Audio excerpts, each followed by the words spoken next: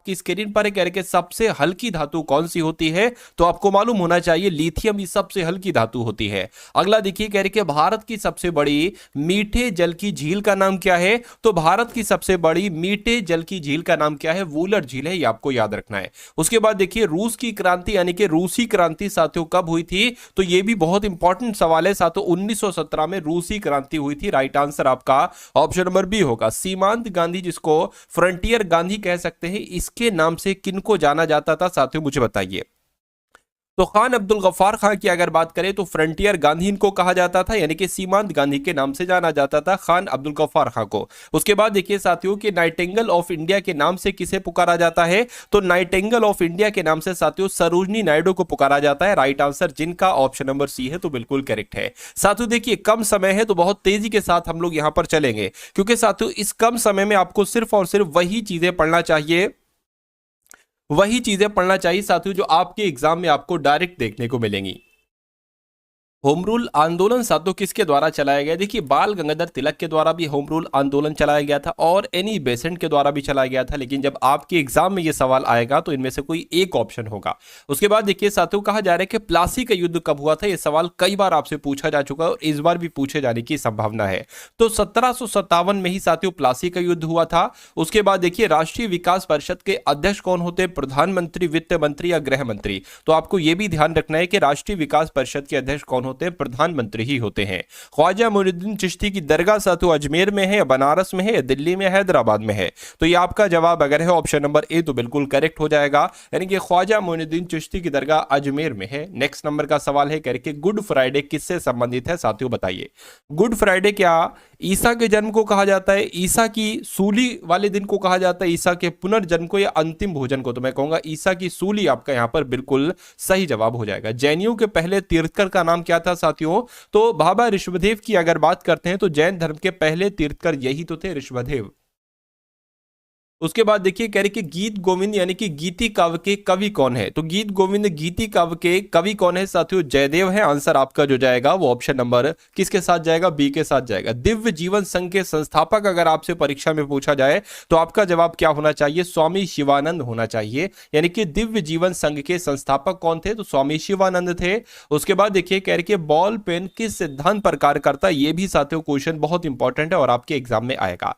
तो अगर आपसे पूछा जाए बॉल पेन किस सिद्धांत पर कार्य करता है, तो ये तो पृष्ठीय तनाव के सिद्धांत पर कार्य करता है। किस सिद्धांत पर, पृष्ठीय तनाव के सिद्धांत पर। युआन किस देश की मुद्रा है, तो ये साथियों चीन देश की मुद्रा है। कहां की मुद्रा है, युआन चीन देश की मुद्रा है, ये भी आपको मालूम होना चाहिए। चलिए उसके बाद देखिए अगला सवाल कह रहे कि पूना पैक्ट यानी कि पूना पैक्ट समझौता का संबंध किससे है, तो दलित वर्ग से, ईसाई वर्ग से, सिख वर्ग से या मुस्लिम वर्ग से, तो दलित वर्ग से है। क्या साथियों पूना पैक्ट समझौते का संबंध दलित वर्ग से है, यह आपको मालूम होना चाहिए। भारत का पहला उपग्रह की अगर बात करें तो आर्यभट्ट था, मैटसेट था, रोहिणी था या भास्कर था, तो आपका जवाब साथियों यहां पर आर्यभट्ट होना चाहिए। क्या होना चाहिए साथियों, आर्यभट्ट यहां पर आपका बिल्कुल सही जवाब होना चाहिए। साथियों अभी देखिएगा, अभी साथियों क्योंकि आपके 50 सवाल आएंगे और लगभग 8 से 10 क्वेश्चन साथियों आपको करंट अफेयर के दिए जाएंगे आपके रियल एग्जाम में। तो करंट अफेयर के हम लोग पूरे 20 क्वेश्चंस देखेंगे टॉप लेवल के, और उसके बाद साथियों लगभग 20 क्वेश्चंस हम लोग देखेंगे रीजनिंग के, और साथियों मैथ के भी यहां पर हम लोग इंपॉर्टेंट क्वेश्चंस देखेंगे। तो आप बने रहिए, क्योंकि साथियों जो पूरा युद्ध लड़ता है जीतता अंत में वही है। अगर आप आधे युद्ध से छोड़कर भागेंगे तो ये समझ लीजिए परीक्षा में भी पूरा पेपर करने का आपका मन नहीं करेगा, क्योंकि 120 क्वेश्चन आएंगे साथियों, बहुत ज्यादा 120 क्वेश्चन होते हैं। अगर आप उसको अपने लिए तैयार करना चाहते हैं कि भाई वो आप आराम से कर दो, तो आप ये लंबी लंबी क्लासेस देखा करिए, इससे आपकी आदत पड़ेगी। अगर इसको नहीं आप ले पा रहे हो, बन के नहीं आप बैठ पा रहे हो, तो ये समझ लीजिए परीक्षा में आप बेहाल हो जाओगे आधे पौन घंटे में, फिर आप यही कहोगे कि पेपर वेपर हटाओ इसको, मुझे अब उठ के जाना है। ठीक है, तो आपकी प्रैक्टिस होना चाहिए साथियों कि आप 2 घंटे कहीं पर बैठ सकते हो, कि आप 1 घंटे 1.5 घंटे की क्लास ले सकते हो। अगर ले सकते हो तो परीक्षा में आपको कोई दिक्कत महसूस नहीं होगी। और मैं कहूंगा आपसे कि मैं आपको इतना पेपर के अकॉर्डिंग कंटेंट दे दूंगा कि जहां से आपके एग्जाम में रियल डिक्टो क्वेश्चंस देखने को मिले। चलिए, तो खेड़ा सत्याग्रह का नेतृत्व किसके द्वारा किया गया था, तो महात्मा गांधी जी के द्वारा किया गया था। उसके बाद देखिए कह रहे कि एनालिटिक इंजन का निर्माण किसने किया था, तो साथियों चार्ल्स बेबेज के द्वारा ही एनालिटिक इंजन का निर्माण किया गया था। आंसर आपका ऑप्शन नंबर सी होगा। अगला देखिए कह रहे कि गुदई महाराज का संबंध किस वाद्य यंत्र से है, बताइए। तो ये तबला वादक थे, वायलिन वादक थे, सितार वादक थे। ये तो तबला वादक थे, गुदई महाराज साथियों ये तबला वादक थे, तबला बजाया करते थे। ये निम्नलिखित में से कौन एक देव नृत्य है? तो इसमें से देव नृत्य की अगर बात करें तो कचिपुड़ी जो है ना साथियों ये एक देव नृत्य है। क्या है साथियों? ये एक देव नृत्य है। दुख में सब सुमिरन करें, सुख में करे ना कोई, ये पंक्ति किसने कही थी साथियों बताइए? तो ये पंक्ति तो कबीरदास की है। किसकी है साथियों ये पंक्ति? ये पंक्ति कबीरदास की है। ये भी आपको मालूम होना चाहिए भाई, बहुत बढ़िया। बात करते हैं कि संगीत की दुनिया में सितार की जादूगर किसे कहा जाता है? संगीत की दुनिया में सितार का जादूगर तो साथियों रहीम सेन को कहा जाता है। ये भी क्वेश्चन साथियों बहुत इंपॉर्टेंट था। उसके बाद देखिए तोता हिंद किसे कहा जाता है? तो अमीर खुसरो को तोता हिंद कहा जाता है। अगला देखिए अंतरराष्ट्रीय मजदूर दिवस कब मनाया जाता है? तो 1 मई को साथियों अंतरराष्ट्रीय मजदूर दिवस मनाया जाता है, जिनका आंसर ऑप्शन नंबर ए के साथ है, तो बिल्कुल करेक्ट है। अगला देखिए करके स्वतंत्र भारत का पहला आम चुनाव किस वर्ष में हुआ था? तो साथियों 1951-52 में हुआ था। कब हुआ था? 1951-52 में हुआ था। दक्षिण एशिया का सबसे बड़ा मरुस्थल कौन सा है अगर आपसे पूछा जाए तो थार मरुस्थल आपको बता देना है कि दक्षिण एशिया का सबसे बड़ा मरुस्थल थार मरुस्थल है। नेक्स्ट नंबर का सवाल देखिए पृथ्वी के वायुमंडल का सर्वाधिक घनत्व कहां पर होता है? तो साथियों पता कहां पर होता है? शुभ मंडल में होता है। क्या? पृथ्वी के वायुमंडल का सर्वाधिक घनत्व जो होता है वो साथियों शुभ मंडल में होता है। उसके बाद देखिए किस महाद्वीप को श्वेत महाद्वीप कहा जाता है? ये तो क्वेश्चन बहुत इंपॉर्टेंट है कि किस महाद्वीप को श्वेत महाद्वीप कहा जाता है। मैं कहूंगा तो आपको ध्यान रखना है साथियों अंटार्कटिक महाद्वीप की जब हम बात करते हैं तो अंटार्कटिक महाद्वीप को साथियों श्वेत महाद्वीप के नाम से जाना जाता है। अगला सवाल आपकी स्क्रीन पर निम्नलिखित में से कौन सी विश्व की सर्वाधिक गहरी झील है? तो सर्वाधिक गहरी झील की जब हम बात करते हैं तो बैकाल झील आपका जवाब होना चाहिए। क्या होना चाहिए? बैकाल झील ही विश्व की सबसे गहरी झील है। विश्व का सबसे ऊंचा पर्वत शिखर कहां पर स्थित है? तो विश्व का सबसे ऊंचा पर्वत शिखर साथियों नेपाल में है। कहां पर है साथियों? नेपाल में है। उसके बाद देखिए कह रहे कि किस ग्रह को शाम का तारा कहा जाता है? तो किस ग्रह को शाम का तारा कहा जाता है साथियों? शुक्र ग्रह को ही शाम का तारा कहा जाता है। यह भी आपको याद रखना होगा। उसके बाद देखिए ग्रहों की गति का नियम ये किसके द्वारा प्रतिपादित किया गया था? तो केपलर के द्वारा, गैलीलियो के द्वारा, न्यूटन के द्वारा, मैं कहूंगा केपलर के द्वारा ही ग्रहों की गति का नियम प्रतिपादित किया गया था। अकबर ने किसे कविराय या कविराज की उपाधि दी थी? बताइए साथियों अगर आपने वीडियो को लाइक नहीं किया तो वीडियो को एक बार लाइक कर दीजिए, और जो लोग चैनल पर नए हैं साथियों मैं कहूंगा चैनल को आप लोग सब्सक्राइब कर लीजिए। आपका जब तक एग्जाम नहीं हो जाता जब तक के लिए कम से कम सब्सक्राइब कर लीजिए। बाकी जब आपका पेपर निकल जाए आप अनसब्सक्राइब कर देना, अपना सिलेक्शन लेकर अनसब्सक्राइब कर देना, कोई दिक्कत नहीं है साथियों। लेकिन अभी के लिए मैं इसलिए ये कह रहा हूं कि इसके बाद जितनी वीडियोज आएंगी ये वीडियोज प्लस वो वीडियोज आपको देखना चाहिए, क्योंकि पेपर इन्हीं वीडियोस में से आएगा। तो इसलिए साथियों तुरंत आप लोग सब्सक्राइब का बटन साथियों फटाफट दबा दीजिए और इस वीडियो को भी लाइक कर दीजिए और बता दीजिए सवाल का जवाब आपका क्या हो सकता है। कहने भाई अकबर ने जो कविराज कहा था वो बीरबल को कहा जा, कविराज भी कहा था और कविराय भी कहा था। उसके बाद देखिए प्रसिद्ध संगीतज्ञ तानसेन का मकबरा ये कहां पर स्थित है? तो ये तो ग्वालियर में स्थित है। जो तानसेन का मकबरा है ये ग्वालियर में ही स्थित है। जैन ग्रंथ की अगर बात करें कल्पसूत्र के रचयिता कौन थे? तो कल्पसूत्र के रचयिता साथियों भद्रबाहु थे। कौन थे साथियों? भद्रबाहु थे। जियो और जीने दो ये कथन किसका है? ये कथन किसके द्वारा कहा गया था? तो महावीर स्वामी के द्वारा कहा गया था, जियो और जीने दो। सारनाथ में गौतम बुद्ध का प्रथम प्रवचन इसको क्या कहा जाता है? तो इसको सातु धर्म चक्र प्रवर्तन कहा जाता है। यानी कि गौतम बुद्ध का जो पहला प्रवचन था इसको धर्म चक्र कहा गया है। अगला देखिए भारत छोड़ो आंदोलन साथियों कब प्रारंभ किया गया था? बताइए। तो ये 9 अगस्त 1942 में ही साथियों भारत छोड़ो आंदोलन शुरू किया गया था। सही जवाब आपका अगर है ऑप्शन नंबर ए तो बिल्कुल करेक्ट है।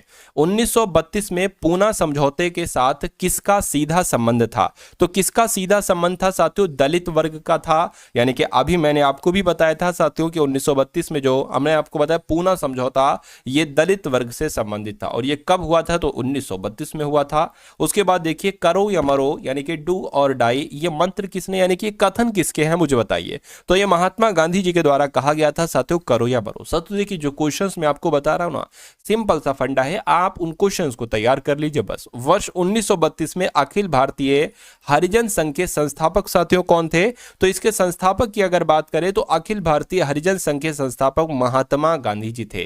ठीक है ना। चलिए अगला देखिए यानी कि जनरल माइक ओ डायर की हत्या किसके द्वारा की गई थी? तो जनरल माइक ओ डायर की हत्या तो ऊधम सिंह के द्वारा की गई थी। किसके द्वारा साथियों? ऊधम सिंह के द्वारा। अगला देखिए, कह रहे कि महात्मा गांधी जी को सबसे पहले राष्ट्रपिता किसके द्वारा कहा गया था? तो साथियों सुभाष चंद्र बोस के द्वारा ही महात्मा गांधी जी को सबसे पहले राष्ट्रपिता कहा गया था। उसके बाद देखिए, काकोरी ट्रेन डकैती कांड के नायक कौन थे बताइए? तो काकोरी ट्रेन डकैती कांड के नायक की अगर बात करें तो राम प्रसाद बिस्मिल थे। कौन थे साथियों? राम प्रसाद बिस्मिल थे।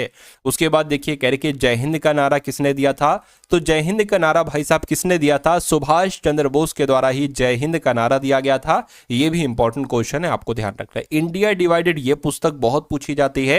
यानी कि इंडिया डिवाइडेड नामक पुस्तक अब्दुल कलाम आजाद ने लिखी थी? नहीं, डॉक्टर राजेंद्र प्रसाद ने लिखी थी। बिल्कुल सही साथियों, इंडिया डिवाइडेड नामक पुस्तक डॉक्टर राजेंद्र प्रसाद के द्वारा ही लिखी गई थी। किसके शासनकाल में अजंता की गुफाएं निर्मित की गई थी बताइए? गुप्त काल में। बिल्कुल साथियों, गुप्त काल में ही अजंता की गुफाएं निर्मित की गई थी, यह भी आपको मालूम होना चाहिए। विख्यात चित्रकारी द लास्ट जजमेंट ये किस चित्रकार की है मुझे बताइए? तो ये पता किसकी है साथियों? ये आपके अंजलि की है। किसकी है? अंजलि की है, ये आपको यहां पर मालूम होना चाहिए। उसके बाद देखिए, भारतीय शिवाजी। इसके बाद देखिए करंट अफेयर के सवाल होंगे, ठीक है?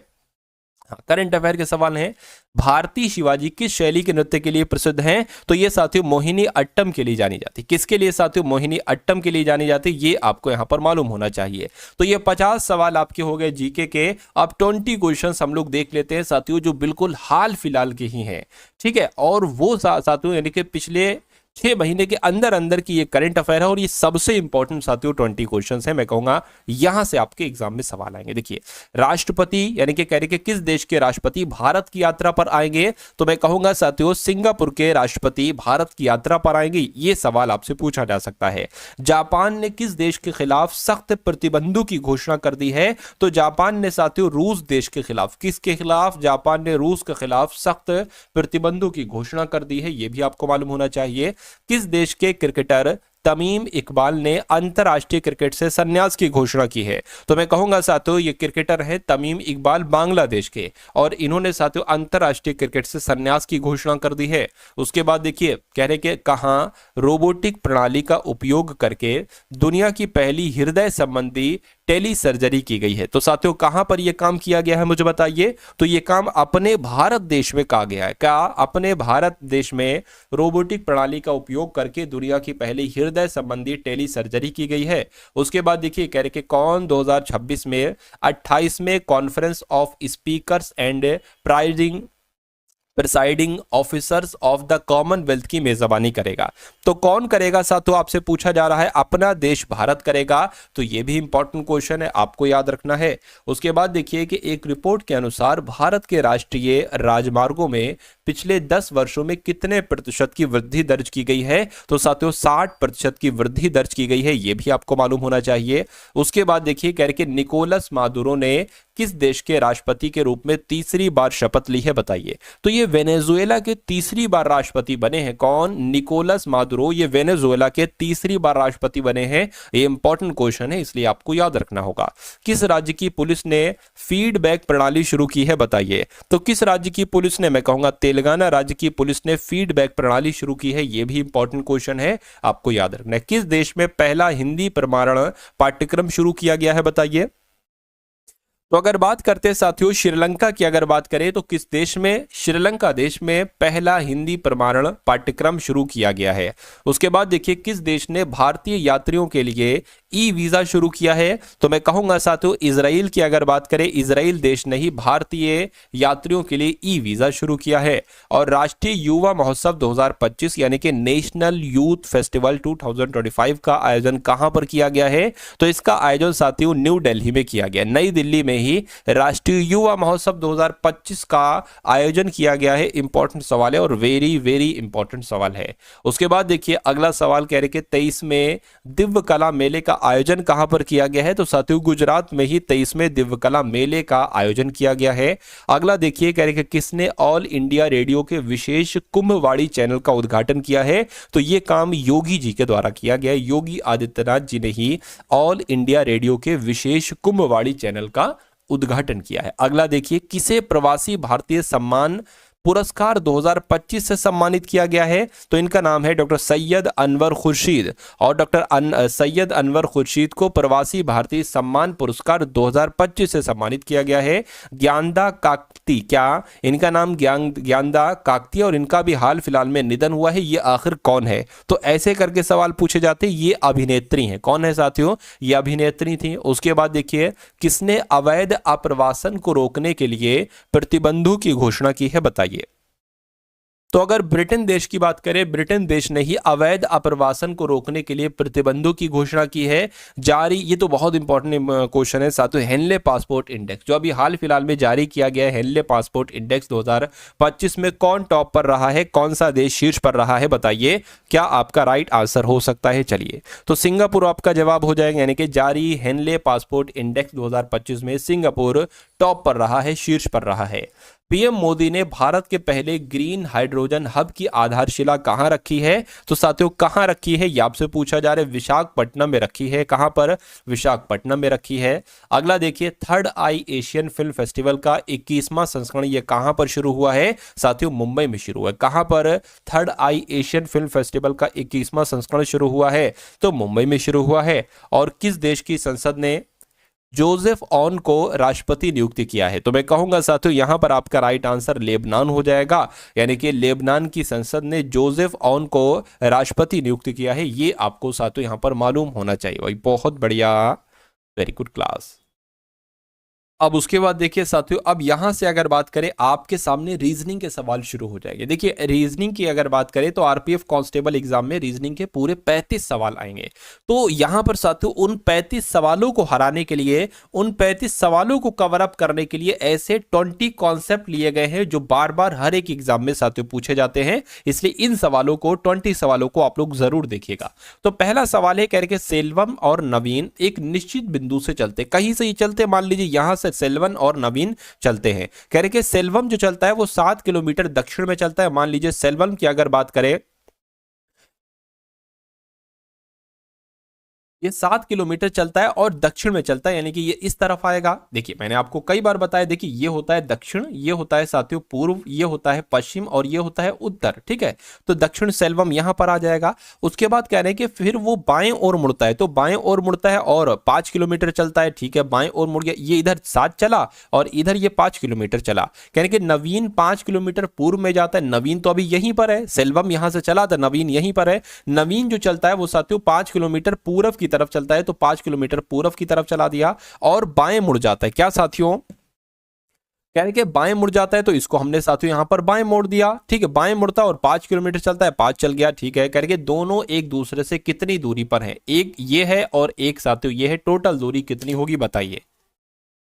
तो साथियों 5 दूरी तो ये होगी 5 किलोमीटर, और इस दूरी की अगर हम बात करते हैं, इस दूरी की, तो ये दूरी जो है ना वो यही दूरी है। तो 5 और 7 कितनी हो जाएगी? 12 किलोमीटर की दूरी हो जाएगी। तो दोनों एक दूसरे से कितनी दूरी पर हैं साथियों? 12 किलोमीटर की दूरी पर है। तो जिनका आंसर भी मेरे आंसर से पहले आ गया था उनका आंसर बिल्कुल करेक्ट हो जाएगा, और जिनका बाद में उनका भी सही हो जाएगा।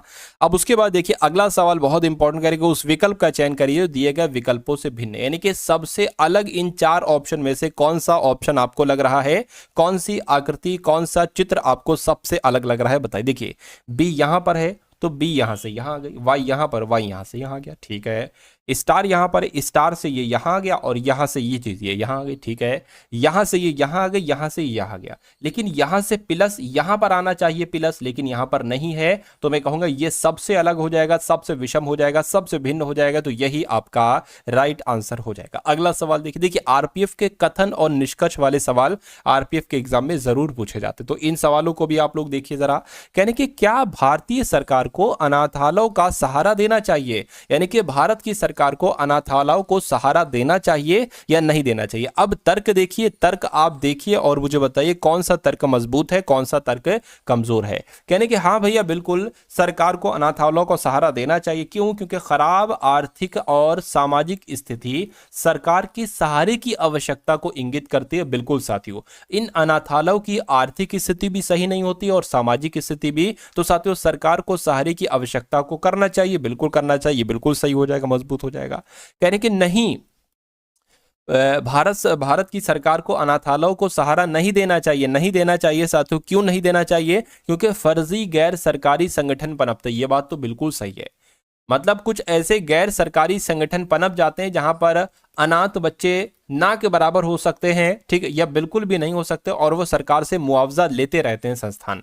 तो ये भी बात तो सही है, कह रहे कि भैया अगर दोगे तो इसमें ये पनप जाएंगे, फर्जी गैर सरकारी संगठन पनप जाएंगे और सरकारी धन का दुरुपयोग होगा। बिल्कुल सही। तो दोनों ही तर्क आपके मजबूत हैं। ऐसा कहां पर लिखा हुआ है? दोनों तर्क मजबूत हैं, ऐसा ऑप्शन नंबर डी में लिखा हुआ है। उसके बाद देखिए अगला सवाल आपकी स्क्रीन पर, कह रहे कि चित्र में एक लड़की की ओर इशारा करते हुए सीता कहती है।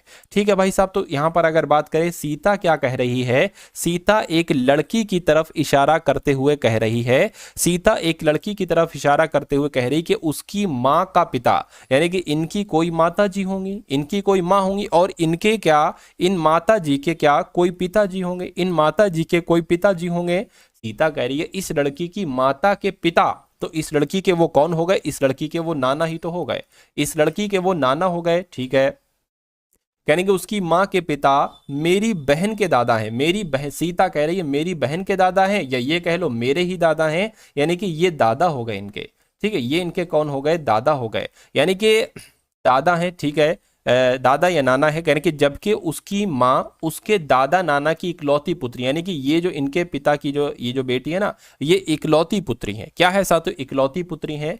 तो कहा जा रहा है कि सीता का इस लड़की से क्या संबंध हो जाएगा साथियों? बहन का ही तो संबंध हो जाएगा। क्या बहन का संबंध हो जाएगा? तो बहन कहां पर लिखा हुआ है? ऑप्शन नंबर ए में लिखा हुआ है, तो यही आपका राइट आंसर हो जाएगा। चलिए अगला सवाल देखिए आपकी स्क्रीन पर है, यानी कि कौन सा आरेख पोशाक, साड़ी और शर्ट के बीच संबंध को सही ढंग से दर्शाता है? मुझे बताइए क्या आपका राइट आंसर होगा। देखिए ये साड़ी भी एक पोशाक है और शर्ट भी एक पोशाक है, तो एक काम करिए, ये आपकी क्या हो गई? ये आपकी पोशाक हो गई, ये पोशाक हो गई, और ये साड़ियां हो गई, ये शर्ट्स हो गई। तो ऐसा आरेख कहां पर बना हुआ है? ऐसा आरेख ऑप्शन नंबर सी में बना हुआ है, तो ये आपका राइट आंसर हो जाएगा। अगला सवाल आपकी स्क्रीन पर, कहने कि उस विकल्प का चयन कीजिए जो अन्य से भिन्न है, यानी कि 4 ऑप्शन में से सबसे अलग कौन सा है साथियों, ये आपसे पूछा जा रहा है, बताइए। चलिए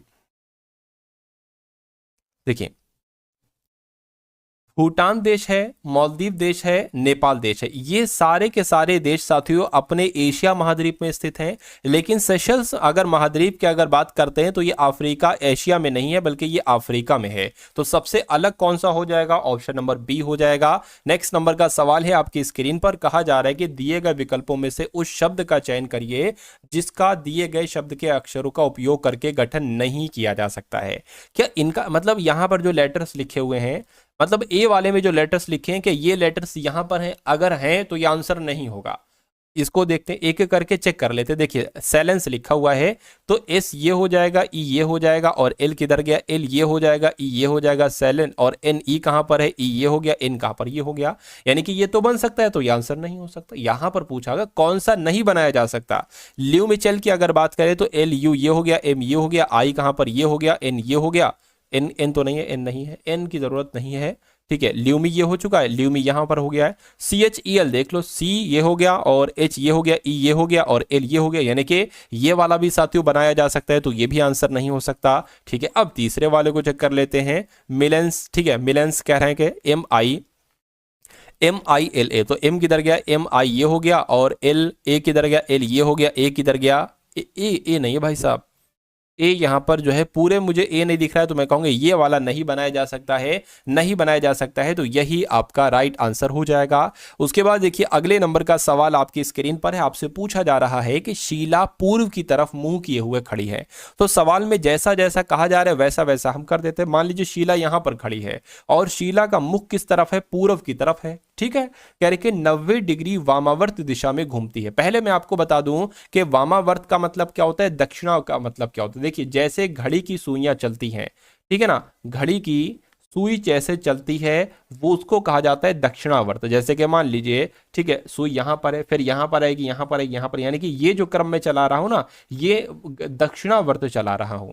लेकिन घड़ी की विपरीत दिशा में की अगर बात करें, घड़ी की विपरीत दिशा की अगर बात करें, जैसे कि ऐसे ऐसे ऐसे ऐसे ये उल्टे क्रम में, तो इसको वामावर्त कहा जाता है। ठीक है ना। चलिए, तो अभी शीला का मुंह पूर्व की तरफ है कह के 90 डिग्री इसको वामावर्त घुमाया जाता है। वामावर्त का मतलब है कि ऐसे घुमा दो, ऐसे मतलब ये यहां पर है ना अभी, तो ये यहां पर हो जाएगा। ठीक है, ये 90 डिग्री मैंने इसको घुमा दिया।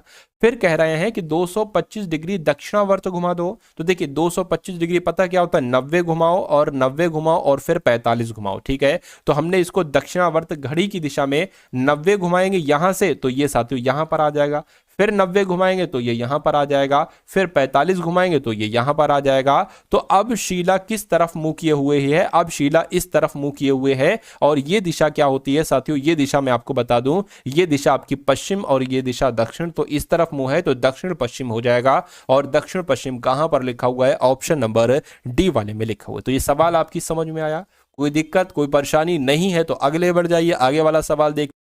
अब यहां पर देखिए कि दी गई श्रृंखला में जो असंगत अक्षर है ना, उसके बारे में आपको पता लगाना है। देखिए तो बी है, यहां पर एच है, यहां पर जे है, ठीक है, बी है, ई है, जे है और क्यू है, और साथ यहां पर क्या है, जेड है। अब देखिए यहां पर अगर बात करें कि बी में कितना प्लस करें, ठीक है, कि यहां पर ये आ जाए, तो यहां पर साथियों 2 से 8 हुआ है, तो मैं कहूंगा 6 बढ़ाया गया है एच, और यहां पर साथियों सिर्फ 2 बढ़ाया गया। यहां पर कितना बढ़ाया गया है, जे से क्यू हुआ है यानी कि 7 बढ़ाया गया, और यहां पर कितना बढ़ाया गया है, यहां पर क्यू होता है, ये आपका 26 पर है। तो 17 से कितना हो गया साथियों, 26 हो गया, यानी कि यहां पर 9 बढ़ाया गया है। अब एक चीज यहां पर आप ये देखिए साथियों, क्या देखिए, देखिए 9 से 2 घटाया गया, 7 आ गया। अगर हम 7 में से भी साथियों क्या एक तरीके से घटा दें, ठीक है, 7 में से, अब आपको ये बताने कि यहां पर असंगत अक्षर आखिर कौन सा है, तो क्या दिक्कत यहां पर आपको लग रही है। देखिए ये तो फिर 6 है और ये बड़ा है, ठीक है, फिर यहां पर 2 आया है, लेकिन ये मुझे ऐसा लगता है घटते क्रम में होगा। क्या साथियों, घटते, जैसे कि 9 से यहां पर 7 हुआ है, तो 7 से वैसे यहां पर 5 आ जाना चाहिए, 2 नहीं आना चाहिए, और फिर यहां पर साथियों क्या 3 आ जाना चाहिए। तो अगर बी में हम 3 बढ़ाते हैं तो साथियों ई आता है, ठीक है, और ई में अगर हम साथियों क्या 5 बढ़ा देते हैं तो कितना आ जाता है, जे आ जाएगा बिल्कुल। जे में अगर हम 7 बढ़ा देते हैं तो क्यू आ जाएगा, और क्यू में 9 बढ़ा देते हैं तो जेड आ जाएगा, यानी कि इसकी जगह पर एच नहीं आना चाहिए, ई आना चाहिए। तो असंगत अक्षर कौन सा हो जाएगा साथियों, एच हो जाएगा। तो एच आपका यहां पर बिल्कुल सही जवाब हो जाएगा। उसके बाद देखिए साथियों अगला सवाल आपके स्क्रीन पर है, इस सवाल को देखिए और बताइए राइट आंसर क्या होगा। कह रहे हैं कि त्वचा का और कोशिका का और मेलेनिन के बीच आपको संबंध दर्शाना है कि सही संबंध यहां पर क्या हो सकता है, बताइए। देखिए अगर बात करते हैं साथियों, मान लीजिए ये क्या हो गई, ये त्वचा हो गई, क्योंकि सबसे बड़ा इसमें त्वचा ही होता है, ठीक है। त्वचा के बाद अगर बात करें साथियों, ये क्या हो गई, ये आपकी कोशिका हो गई। क्या हो गई साथियों, ये आपकी कोशिक हो गई, और कोशिक के अंदर आता है साथियों मेलिन। क्या, कोशिक के अंदर आता है साथियों मेलेनिन। तो कुल मिला के ऐसा आरेख कहां पर बना हुआ है, ऐसा आरेख आपका ऑप्शन नंबर बी में बना हुआ है, तो बी आपका आंसर होगा। उसके बाद देखिए साथियों अगले नंबर के सवाल जो है ये आरपीएफ कांस्टेबल के लिए सबसे शानदार और सबसे दामदार है। कथन है और साथियों पूर्व अनुमान है। कथन के अकॉर्डिंग आपको बताने के कौन कौन से पूर्व अनुमान यहां पर सही है। कह रहे कि कथन में कहा जा रहा है जो छात्र रिकॉर्ड बुक प्रस्तुत नहीं करते उन्हें प्रैक्टिकल परीक्षा में भाग लेने की अनुमति नहीं दी जाएगी। यानी कि अगर आपको प्रैक्टिकल परीक्षा में भाग लेना है तो आपको रिकॉर्ड बुक प्रस्तुत करना होगी। पूर्व अनुमान देखिए, प्रैक्टिकल परीक्षा में भाग लेने के लिए रिकॉर्ड बुक अनिवार्य, बिल्कुल साथियों रिकॉर्ड बुक अनिवार्य, अगर लाओगे तो प्रैक्टिकल परीक्षा आप दे पाओगे वरना नहीं दे पाओगे, बिल्कुल सही हो जाएगा।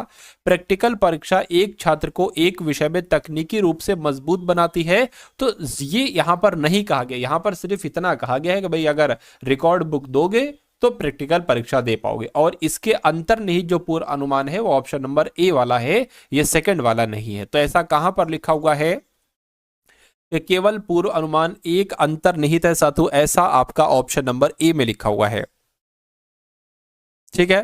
तो ए में लिखा हुआ है, तो ये आपका क्या हो जाएगा, ये आपका साथियों बिल्कुल सही जवाब हो जाएगा। अब उसके बाद देखिए अगला सवाल आपकी स्क्रीन पर है साथियों, देखिए और बताइए राइट आंसर क्या होगा। चलिए कहा जा रहा है साथियों यहां पर कि स्मार्ट को यानी कि SMART को QOYTR लिखा जाता है। तो आपको बताना है साथियों उसी प्रकार प्राइम को यहां पर क्या लिखा जा सकता है, बताइए। अब देखिए यहां पर अगर साथियों हम लोग थोड़ा सा अगर ध्यान देना तो एस जो होता है वो 19 पर होता है, एम साथियों 13 पर होता है, ए 1 पर होता है, आर 18 पर होता है, टी 20 पर होता है। क्यू की अगर बात करें 17 पर, ओ की बात करें तो 15 पर, वाई जो होता है वो साथियों 25 पर होता है, टी आपका 20 पर होता है, आर 18 पर होता है। अब देखिए ये 19 से 17 हो गया यानी कि 2 घटाया गया, 13 से 15 हुआ 2 बढ़ाया गया, 1 से 25 हुआ 2 घटाया गया, 18 से 20 हुआ 2 बढ़ाया गया और फिर से यहाँ पर 2 घटाया गया। तो 2 घटाना 2 बढ़ाना, 2 घटाना 2 बढ़ाना, ये वाली चीज चल रही है, तो इसमें भी हम 2 घटाएंगे।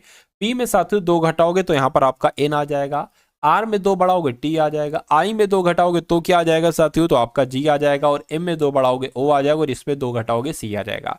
तो ये कौन से ऑप्शन में लिखा हुआ है, एन टी जी ओ सी साथियों, एन टी जी ओ सी ऑप्शन नंबर सी में लिखा हुआ है, सी में लिखा हुआ है, तो यही आपका बिल्कुल सही जवाब हो जाएगा भाई। बहुत बढ़िया, वेरी गुड क्लास।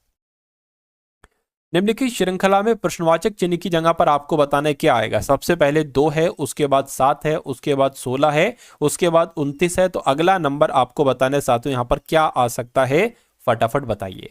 अब यहां पर अगर हम लोग लॉजिक ढूंढने की कोशिश करें तो देखिए यहां पर ये 5 बढ़ाया गया है, यहां पर कितना बढ़ाया गया है, 9 बढ़ाया गया है, ठीक है। और यहां पर अगर बात करें 16 से 29 हुआ है तो 13 बढ़ाया गया, तो अब ये कितना कितना साथियों बढ़ाया जा रहा है जरा देखिए। मतलब यहां पर भी 4 का बढ़ाया गया, यहां पर भी 4 बढ़ाया गया, तो यहां पर भी 4 बढ़ाएंगे तो ये कितना हो जाएगा, 17 हो जाएगा। यानी कि 29 में 17 जोड़ दीजिए, ये वाला नंबर आपको मिल जाएगा, तो 6 आ जाएगा और साथियों 4 आ जाएगा, यानी कि 46 आपका आंसर आ जाएगा। और 46 कहां पर लिखा हुआ है, ऑप्शन नंबर सी में लिखा हुआ है। उसके बाद देख लीजिए अगले नंबर का सवाल आपकी स्क्रीन पर है। कहा जा रहा है यहां पर कि कथन आपके सामने है और साथियों निष्कर्ष आपके सामने, 2 निष्कर्ष आपके सामने है। यानी कुछ शैम्पू कंडीशनर हैं, तो मान लीजिए साथियों ये क्या हो गए, ये शैम्पू हो गए, ये क्या हो गए, ये शैम्पू हो गया, और इतने शैम्पू क्या हो गए, इतने शैम्पू कंडीशनर हो गए। यानी कि सभी तेल कंडीशनर हैं, सभी तेल जो है ना ये कंडीशनर हैं, सभी तेल कंडीशनर हैं, यानी कि साथियों तेल जो होंगे वो यहाँ ये आएंगे, ये तेल हो गए। तो अब निष्कर्ष पढ़िए और बताइए कौन सा सही है कौन सा गलत है। यानी कि सभी तेल शैम्पू हैं, सभी तेल शैम्पू, भाई तेल ये है शैम्पू ये है, तो कैसे सभी तेल शैम्पू हो सकते हैं, गलत। कुछ शैम्पू तेल है, देखिए कुछ शैम्पू भी तेल नहीं है। हाँ अगर ये आता कुछ कंडीशनर शैम्पू है या कुछ शैम्पू कंडीशनर तो सही हो जाता, लेकिन कुछ शैम्पू तेल है, ये गलत हो जाएगा। तो मैं कहूंगा ना तो निष्कर्ष 1 और ना निष्कर्ष 2 अनुसरण करता है, ऐसा कहां पर लिखा हुआ है, ऐसा ऑप्शन नंबर डी में लिखा हुआ है, तो ये आपका बिल्कुल सही जवाब हो जाएगा। अब उसके बाद देखिए अगला सवाल है, कहा जा रहा है साथियों,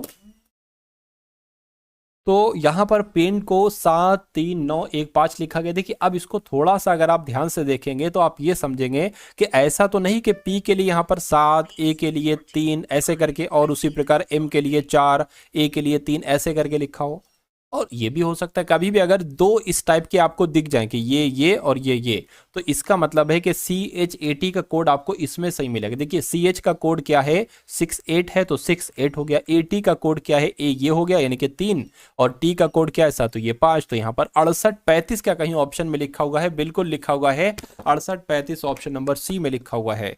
तो इस प्रकार जिनका भी आंसर ऑप्शन नंबर सी है तो मैं कहूंगा बिल्कुल करेक्ट हो जाएगा। अगले नंबर का साथियों सवाल आपकी स्क्रीन पर है, आपसे कहा जा रहा है कि एक महिला की ओर इशारा करते हुए एक लड़का कहता है, बहुत ध्यान से साथियों इसको देखिएगा, उसका पति मेरे भाई की नानी की बेटी का इकलौता भाई है। उस लड़के का उस महिला से क्या संबंध है। देखिए एक महिला की ओर इशारा करते हुए एक लड़का कह रहा है ना, तो साथियों ये मान लीजिए, ठीक है, ये महिला हो गई, क्या ये महिला हो गई, महिला की ओर इशारा करते हुए लड़का कह रहा है, क्या कह रहा है साथियों, लड़का कह रहा है, क्या कह रहा है, लड़का कहता है कि उसका पति, यानी कि ये महिला का पति, महिला का क्या, महिला का कोई पति होगा, ठीक है, महिला का जो पति है वो मेरी नानी का, क्या साथियों, मेरी नानी की बेटी का, मेरी नानी की बेटी कौन हो जाएंगी, इस लड़की की मम्मी हो जाएंगी, यानी कि इस लड़के की मम्मी का इकलौता भाई है। यानी कि ये दोनों आपस में भाई भाई हैं। समझ में आया कुछ आपकी, कि जो मेरी ये लड़का है, जो मेरी मम्मी है, मेरी मम्मी का भाई है ये, और ये कौन है, ये उस महिला का पति है। तो कह रहे हैं कि उस लड़के का उस महिला से क्या संबंध है, यानी कि वो महिला उस लड़के को क्या कहेगी। तो ये क्या कहेगी साथियों, अरे भाई ये मामा हो गया, ठीक है। तो पति का भांजे को एक तरीके से क्या कहा जाता है साथियों, पति के भांजे को वही भांजा भतीजा कहेंगे। तो इसमें से साथियों आपका भांजा नहीं बल्कि भतीजा हो जाएगा, ठीक है, जो भी हो जाएगा भतीजा भांजा, यही वाला ऑप्शन आपका बिल्कुल सही हो जाएगा, ठीक है ना। चलिए मतलब जो इसका होगा, ठीक है, वही इनका होगा। ये भांजा कहेगा, बहन की लड़की को भांजा कहा जाएगा, तो भांजा आपका यहाँ पर सही जवाब हो जाएगा। चलिए भाई, अब उसके बाद देख लीजिए अगला सवाल आपकी स्क्रीन पर। यहाँ पर भी साथियों फिर से कथन और निष्कर्ष वाला सवाल आपके सामने आ चुका है, क्योंकि 100% तय होता है कि 2 से 3 सवाल कथन निष्कर्ष के आपके पूछे ही पूछे जाते हैं। तो सभी नाइट्रोजन अद्वितीय हैं ये कहा गया है, तो मान लीजिए साथियों ये क्या हो गए, सभी नाइट्रोजन क्या हो गए, अद्वितीय हो गए, सभी नाइट्रोजन अद्वितीय हो गए। ठीक है, कहने के सभी उर्वरक उपयोगी हैं, ये सभी उर्वरक क्या हो गए, सभी उर्वरक जो है ना वो क्या हो गए, वो उपयोगी हो गए, सभी उर्वरक उपयोगी हो गए। अब यहां पर पढ़िए और बताइए कौन सा निष्कर्ष सही है। कहने के कुछ उर्वरक उपयोगी हैं, कुछ उर्वरक बिल्कुल सर, तो देखिए सभी उर्वरक उपयोगी हैं, तो कुछ उर्वरक भी उपयोगी होंगे, तो ये तो बिल्कुल सही हो जाएगा। कुछ उर्वरक नाइट्रोजन है, भाई उर्वरक का नाइट्रोजन से कोई संबंध नहीं, तो ये गलत हो जाएगा। तो मैं कहूंगा कि केवल निष्कर्ष एक अनुसरण करता है, ऐसा कहां पर लिखा हुआ है, ऐसा आपका ऑप्शन नंबर बी में लिखा हुआ है, तो बी में लिखा हुआ है, तो ये आपका सही जवाब है। अब उसके बाद देखिए साथियों अगला सवाल आपकी स्क्रीन पर है। यहां पर अगर बात करें, कहा जा रहा है कि गणेश शाम को सूर्य की दिशा में साइकिल चलाता है, तो गणेश की बात चल रही है, तो गणेश सूर्य को शाम को, देखिए शाम में जो होता है ना सूर्य, सूर्य पश्चिम दिशा में होता है, तो गणेश शाम को सूर्य की दिशा में साइकिल चलाता है, थोड़ी देर बाद वो बाएं मुड़ता है। तो साइकिल किधर चला रहा है, सूर्य की दिशा में, सूर्य किधर होता है, पश्चिम की तरफ। तो गणेश शाम को सूर्य की दिशा में साइकिल चलाता है, यानी कि किस तरफ साइकिल चला रहा है साथियों, वो पश्चिम की तरफ साइकिल चला रहा है। तो गणेश ये पश्चिम की तरफ चला गया। ठीक है, पश्चिम की तरफ यहां पर साथियों अगर एक सेकंड, गणेश जो है ना वो पश्चिम की तरफ चला गया और थोड़ी देर बाद वो बाएं मुड़ जाते हैं, यानी कि बाएं मुड़ दिया गया और फिर दाएं मुड़ जाते हैं, फिर साथियों यहाँ पर जो है ना वो दाएं मुड़ दिया गया और थोड़ी बाद फिर से वो दाएं मुड़ जाते हैं, दाएं मोड़ दिया गया। ठीक है, करें कि अब वह किस दिशा में, दिशा के सामने खड़े, तो साथियों अब तो वो किस तरफ देख रहे हैं साथियों, उत्तर की तरफ देख रहे हैं, तो उत्तर की तरफ देख रहे हैं, उत्तर आपका यहाँ पर बिल्कुल सही जवाब हो जाएगा। ठीक है ना। चलिए उसके बाद देखिए अगला सवाल कह रहे कि किस अनुपात में। अब यहाँ पर अगर बात करें, आपके सामने मैथ के क्वेश्चन स्टार्ट हो चुके हैं, तो इन सभी मैथ के सवालों को भी साथियों देख लीजिए बहुत अच्छे तरीके से। यानी कि किस अनुपात में 8.30 रुपए प्रति किलोग्राम के गेहूं को 9.80 रुपए प्रति किलोग्राम के गेहूं के साथ मिलाया जाए ताकि प्राप्त मिश्रण की कीमत 9 रुपए प्रति किलोग्राम हो जाए। तो साथियों अनुपात आपसे पूछा जा रहा है, तो ये दोनों कीमत आप यहां पर रख लीजिए, 8.3 करके और 9.80 करके, और बीच में साथियों क्या रख लीजिए, 9 रख लीजिए। अब इनका डिफरेंस निकाल दीजिए, यानी कि अगर 9 में से 8.3 जाता है तो 0.70 बचेगा, 9 में से इसको घटाते हैं तो साथियों 0.80 बचेगा, 0 से 0 कैंसिल हो जाएगा, 8:7 यहां पर आ जाएगा। यानी कि किस अनुपात में, तो 8:7 में। 8:7 कहां पर लिखा हुआ है, ऑप्शन नंबर ए में लिखा हुआ है, तो ये आपका बिल्कुल सही जवाब हो जाएगा। अगला सवाल देखिए, अगला सवाल है साथियों आपके स्क्रीन पर। अगला सवाल आपकी स्क्रीन पर है। ठीक है, क्या निम्नलिखित 4 उम्मीदवार हैं, ए बी सी डी। ठीक है, और इनके अंक ये हैं, 560 में से 420 प्राप्त किए ए ने, 720 में से 560 प्राप्त किए बी ने, 500 में से 415 प्राप्त किए सी ने, और डी ने 650 में से 485 प्राप्त किए। तो सवाल आपसे क्या पूछा जा रहा है, ये कुछ नहीं, ये सवाल नहीं, ये सवाल आपसे ये पूछा जा रहा है कि किसके अंकों का प्रतिशत सर्वोच्च से दूसरे पायदान पर है, यानी कि सबसे ज्यादा किसने अंक प्राप्त किए हैं, कुल मिला के दूसरे नंबर पर कौन है, ये आपसे पूछा जा रहा है। देखिए अगर ए का हम लोग प्रतिशत निकाले कि मान लीजिए 560 में से 420 अंक प्राप्त किए हैं, तो कितने प्रतिशत किए हैं ए ने, तो 420 गुणा 100 और नीचे क्या आ जाएगा, 560 आ जाएगा। इसको कैलकुलेट कीजिए। ठीक है ना। इसको अगर बात करें साथियों, तो देखिए 2 दूना 4 हो जाएगा, 2 अट्ठे 16 हो जाएगा, 2 दूना इतना हो जाएगा। ठीक है, 7 तियां 21 हो जाएगा, 7 चौक 28 हो जाएगा, 4 से कट करेंगे 25 आ जाएगा, यानी कि 25 तियां कितना हो जाएगा साथियों, 75 हो जाएगा। यानी कि ए ने कितने अंक प्राप्त किए हैं, 75% अंक प्राप्त किए। अब बी का इसी प्रकार से निकाल लीजिए। ठीक है, बी का इसी प्रकार से निकाल लीजिए। ठीक है, 560 गुणा 100 और बटे में क्या आ जाएगा, 720 आ जाएगा। ठीक है, इससे ये आपका कैंसिल हो जाएगा और 2 दूना 4, 2 अट्ठे 16 हो गया। इसको कट करेंगे तो साथियों इतना आ जाएगा। ठीक है, 12 से कटेगा। ठीक है, 140 आ जाएगा। इसको अगर कट करेंगे तो 18 आ जाएगा। ठीक, ये बात क्लियर है। 1 0 ये बचा है, ये साथियों इसमें आपका लग जाएगा। अब बी की अगर बात करें तो बी का साथियों यहाँ पर कितना निकलता है, 14 आ गया और ये 1400 आ गया, कितना आ गया। ठीक है, यहाँ पर अगर कट करें 140 होगा, 140 नहीं है 1400 है क्या, देख लेते हैं साथियों यहाँ पर। अब इसको साथियों 2 से कट करें तो यहाँ पर कितना आ जाएगा, 700 आ जाएगा, यहाँ पर 9 आ जाएगा, 9 से कट होगा, 9 से तो भाई साहब ये नहीं कट हो पा रहा है। तो आंसर कुल मिला के कैसे आएगा, पॉइंट में आएगा, 9 एकम 9, 9 अट्ठे 72, 9 सत्ते ठीक है 63 हो जाएगा। अब कितना जाएगा, तो अब यहाँ पर साथियों 7 जा जाएगा, फिर से 9 सत्ते 63 हो जाएगा। तो कुल मिला के 77% करके कुछ आएगा यहाँ पर, तो 77 करके यहाँ पर कुछ आएगा। अब इसी प्रकार से जैसे हमने ए को निकाला, जैसे हमने बी को निकाला, उसी प्रकार से हमें अब सी को निकालना होगा। तो सी की बात करें तो 415 गुणा 100 और बटे क्या आ जाएगा, 500 आ जाएगा। इन दो जीरो से ये दो जीरो, 5 अट्ठे 40, 5 तियां 15, यानी कि सी बराबर कितना आ गया साथियों, 83% आ गया। चलिए अब उसके बाद डी को निकाल लेते हैं और आंसर हमारा हमारे सामने आ जाएगा, ठीक है ना। चलिए तो यहां पर अगर बात करें साथियों 485 आ गया, गुणा यहाँ पर 100 आ गया और बटे कितना आ जाएगा, 650 यहाँ पर आ जाएगा।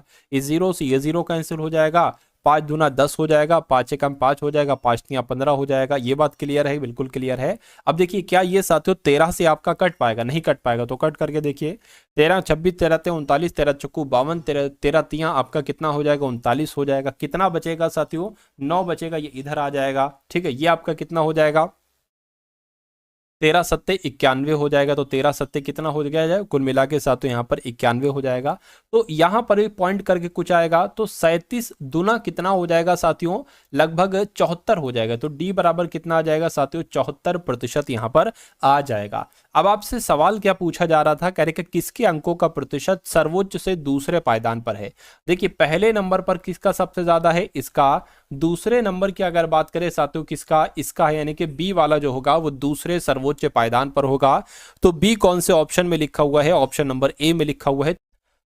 उसके बाद देखिए अगला सवाल आपकी स्क्रीन पर, एक दुकानदार 300 रुपए में कुछ सामान खरीदता है, अगर ऊपरी व्यापार उसके लागत मूल्य का 20%, लागत मूल्य कितना है 300 रुपए है, और इसका 20% यानी कि 60 रुपए ऊपरी व्यय पर खर्च हो जाता है। तो कुल मिला के उसका लागत मूल्य कितना निकलेगा, 360 निकलेगा। ठीक है, कह रहे कि अगर 30% का लाभ कमाने के लिए उसको कितने रुपए में बेचा जाना चाहिए, साथियों बताइए। देखिए 300 रुपए का वो है और 20% उसका एक तरीके से ऊपरी खर्चा निकलता है, तो मैं कहूंगा 60 रुपए निकलता है। तो कुल मिला के ये 360 रुपए का हो जाएगा। इसका जरा इसको अगर आपको 30% लाभ पर बेचना है तो साथियों इसको 130% पर बेचना है, तो ये कितने रुपए में बिकेगा। इन दो जीरो से ये दो जीरो कैंसिल हो जाएंगे। आपको 36 की गुणा साथियों 13 से कर लेनी है, 6 तियां 18 हो जाएगा, 3 तियां 9 और 1 10 हो जाएगा, और यहाँ पर 36 आ जाएगा, 8 आ जाएगा, 6 आ जाएगा, 4 आ जाएंगे, यानी कि 468 रुपए में साथियों वो चीज बिक पाएगी। तो इसलिए सही जवाब आपका ऑप्शन नंबर सी हो जाएगा। 4800 रुपए का 16 सही 2/3 का 0.25% कितना होगा, ये आपसे कुल मिला के पूछा जा रहा है। देखिए इसको अगर सबसे पहले हम कैलकुलेट करें 16 सही 2/3% को, तो 16 3 48 और 2 50, 50/3% यहाँ पर आ जाएगा। ठीक है, तो 4800 रुपए का 4800 रुपए का है तो गुणा लग जाएगा। 16 सही 2/3 को 50/3 लिखा गया है, तो सॉरी 50/3 लिखा गया और ये प्रतिशत लगाए, तो इसलिए साथ में यहाँ पर गुणा 100 आ जाएगा। गुणा 2.25% लिखा है, पॉइंट हटाएंगे, नीचे आपका क्या बढ़ जाएगा साथियों, नीचे आपका यहाँ पर 2 जीरो बढ़ जाएंगे। ठीक है, और ये पॉइंट लगा है, ठीक, और ये प्रतिशत भी तो है ना, तो इसलिए साथियों क्या यहाँ पर नीचे 100 भी आ जाएगा। ये बात क्लियर है। अब इसको कैंसिल कर लीजिए, 2 जीरो से 2 जीरो आपके कैंसिल हो जाएंगे। और अगर यहाँ पर बात करें इस 3 से, देखिए क्या हो जाएगा, ये 48 कैंसिल होगा, 3 एकम 3, 3 छंग 18 आपका हो जाएगा, और इस 25 से यहाँ पर साथियों 4 आ जाएगा, और ये 4 से यहाँ पर 16 कट होगा, तो यहाँ पर 16 आ जाएगा। इससे अगर इसको कट करें तो यहाँ पर साथियों 25 आ जाएगा, 25 एकम 25, 25 दूना 50, यानी कि 2 रुपए आपका आंसर आ गया है। दोस्तों एक क्वेश्चन आप सभी लोगों के लिए है, इसका कौन सा आंसर सही होगा कमेंट बॉक्स में ज़रूर बताएं।